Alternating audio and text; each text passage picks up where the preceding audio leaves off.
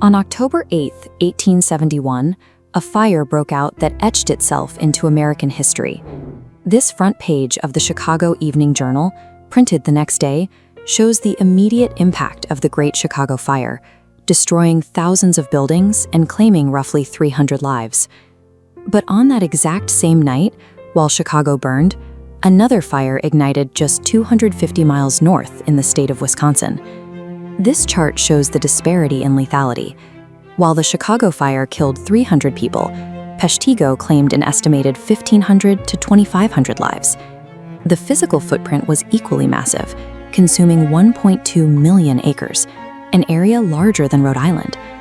A disaster of this magnitude happening today would dominate global news for months. Yet almost no one is taught about the deadliest fire in American history. The tragedy of Peshtigo is defined by a strange twist of timing. The immense loss of life was overshadowed and erased from public memory because it occurred alongside a smaller, highly publicized disaster. In the 1870s, Peshtigo was a booming economic hub. It was built on the backs of a dense human workforce embedded deep within the timber trade, supplying the lumber post-Civil War America needed to rebuild. Because of this industry, the town itself was essentially made of kindling. The houses, the sidewalks, and the mills were all built from timber, and the streets were packed with thick layers of sawdust to keep the mud down. Surrounding the town was a massive timber fuel load. Following a severe drought in 1871, the dense, resin-heavy pine forest sitting right on the edge of town became bone dry. Loggers routinely used small, controlled fires to clear brush.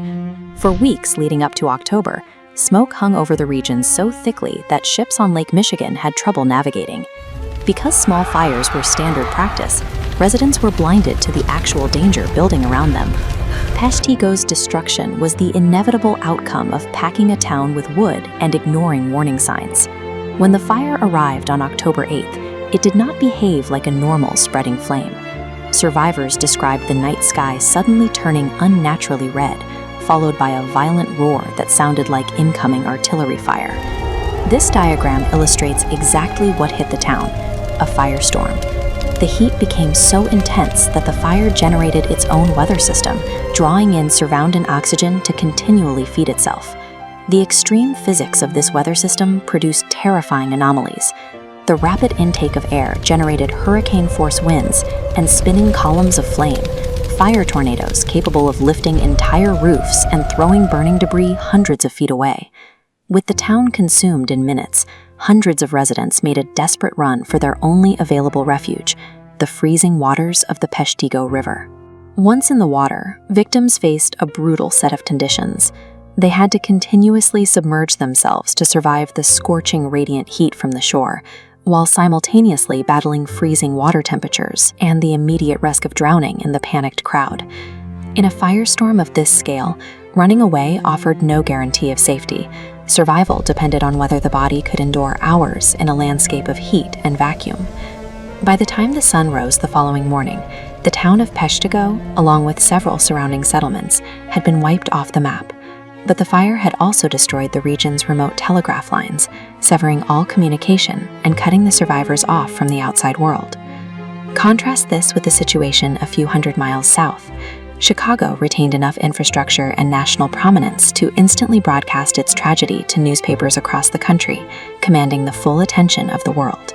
The outbreak of these massive, simultaneous fires across the Midwest was so statistically improbable that people searched for otherworldly explanations, with a persistent theory even suggesting that flaming fragments from Biela's comet had ignited the region from space.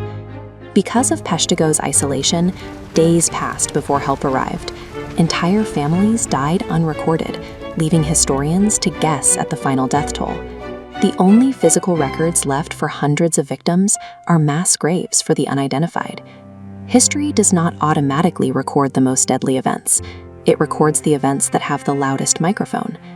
Because Peshtigo lost its ability to speak to the outside world, it remains America's deadliest forgotten disaster.